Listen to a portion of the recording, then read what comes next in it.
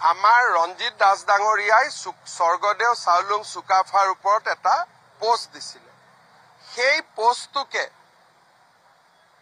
চুৰি কৰি কংগ্ৰেছ দলেও একেটাই পোষ্ট কৰি দিলে। আৰু আপোনালোকে জানে যে লাচিত বৰফুকনৰ দিনাখনো তেওঁ গধূলিহে ৰাইজক লাচিত বৰফুকনৰ স্মৃতি তৰ্পণ কৰিছিল। চাউলুং চুকাফাৰো স্মৃতি তৰ্পণ 11টা বজাত, তাকো বিজেপি ৰঞ্জিত দাসৰ পৰা কণ্টেণ্টটো চুৰ কৰি। আৰু এইবিলাক ৰেকৰ্ডৰ কথা, পিছত ড্ৰপ কৰি দিলে। গধূলি দিনটো শুয়ে আছিল, তেওঁৰ পৰিবাৰ আহিছিল গুৱাহাটীত।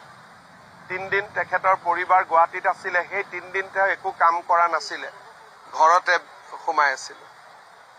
আমাৰটোতো কোন কেতিয়া আহে চাব সময় নাই।